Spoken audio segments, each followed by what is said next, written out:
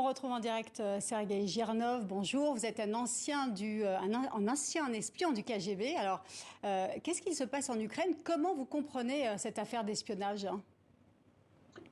D'abord, je voudrais ne pas succomber au catastrophisme. C'est quelque chose, c'est un tremblement de terre, bien évidemment, autour de Zelensky, mais c'est pas quelque chose qui est entièrement négatif. En fait, le président Zelensky fait le ménage autour de lui, et vaut mieux le faire avant que les résultats néfastes n'arrivent. Mais alors, quand même, est-ce que vous pensez que Ivan Bakhanov, comme la procureure, était au courant de ces agissements, qu'ils n'auraient rien fait? Est-ce qu'ils ont été trop attentistes par rapport à la situation? Non, non. En fait, je crois que le président Zelensky a sanctionné comment dire, le manque de professionnalisme de ces deux personnes. Les deux personnes que nous voyons devant nous, c'est les gens qui sont les nominations politiques. Bakhanov, il n'avait aucun profil de renseignement, bien évidemment. Il ne savait absolument pas ce que c'est que les services de renseignement. C'est une nomination politique. C'est quelqu'un qui a été aux côtés de Zelensky pendant sa campagne présidentielle en 2017-2019. C'est celui qui a dirigé le parti, le serviteur du peuple de Zelensky. Et donc, en fait, c'est quelqu'un qui est fidèle au Zelensky. Et Zelensky a voulu nommer un fidèle pour assurer la mainmise politique sur le service de renseignement, le service de sécurité et de contre-espionnage. En revanche, c'était quelqu'un qui ne connaissait absolument rien dans le renseignement. Et ça se ressent. Et donc, en fait, il ne sanctionne pas, bien évidemment, la trahison de ces deux personnes. Mais ce manque de professionnalisme.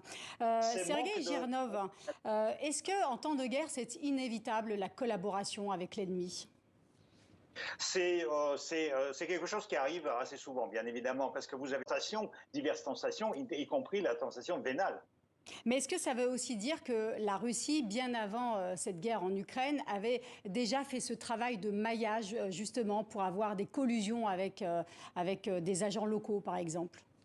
Ça, bien évidemment, tout à fait. Il y a le service, vous vous souvenez, on a entendu du service numéro 5 du FSB qui a été, à un moment donné, aussi sanctionné par Poutine. Je vous rappelle aussi que Poutine lui-même a sanctionné aussi autour de lui un certain nombre de responsables des services de renseignement. Et ben, ce fameux service numéro 5 était chargé à recruter des agents qui travailleraient pour la Russie en cas d'agression et en cas de guerre. Poutine n'en était pas content. Ben, maintenant, on voit quand même qu'ils ont partiellement réussi quand même leur travail.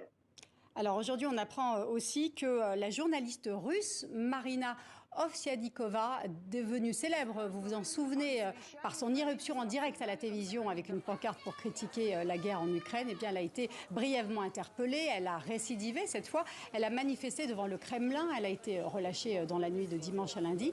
Cela pose donc la question du pouvoir russe. Régulièrement, il est question de rumeurs sur l'état de santé de Vladimir Poutine. L'hypothèse d'un assassinat est aussi évoquée. Selon Tony Radakin, le chef de l'armée britannique, ces conjectures ne sont que pure fantasme. On l'écoute.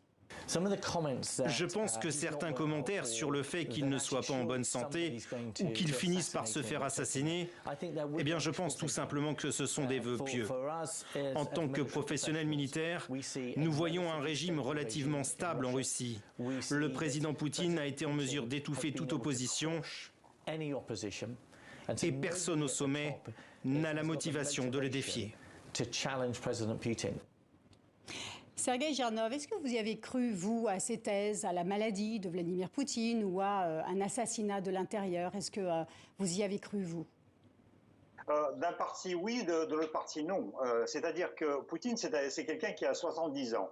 Donc, bien évidemment, il a sa panoplie de maladies. Et à vrai dire, ce que je dis quand on pose la question par rapport à l'état de santé de Poutine, en fait, c'est notre lâcheté en fait qui nous arrange, parce que ça nous arrangerait s'il mourait tout simplement. Voilà, comme ça, il nous semble que tous nos problèmes seraient réglés. Donc, par rapport à ça, bien évidemment, c'est une intox selon vous? C'est une intox selon vous des Occidentaux pour déstabiliser son régime? Disons que c'est pas entièrement une intox. Il y a une partie aussi d'intox parce que Poutine c'est quelqu'un qui est un maniaque et donc bien évidemment lorsque si jamais on lui reportait qu'on se pose la question sur son état de santé, ça peut créer quelques difficultés chez lui au Kremlin. Mais c'est pas ça qui va régler les problèmes. D'ailleurs, je ne suis pas d'accord avec ce qu'a dit ce représentant du renseignement britannique en disant qu'il n'y a personne dans l'opposition en Russie. Vous avez vous-même montré cette dame Ovsyannikova qui protestait d'ailleurs contre l'arrestation d'un autre opposant qui s'appelle Ilya Yashin, qui est très très connu. Et la semaine dernière, même le Kremlin a publié, enfin il y a eu une fuite dans le média qui s'appelle Medusa, d'un sondage qui a été commandé par le Kremlin et qui démontrait que 30% des Russes ne soutenaient absolument pas la guerre en Ukraine. Et si on prenait les franges de population qui sont les tranches de population qui sont les jeunes, ça monte à 56%. Donc c'est pas si inventé que ça et il n'y a pas que de l'intox. Et le conflit, désormais, sur le terrain qui se déplace plus au sud, c'est vers le littoral. Est-ce que pour vous, c'est une nouvelle étape de la guerre ?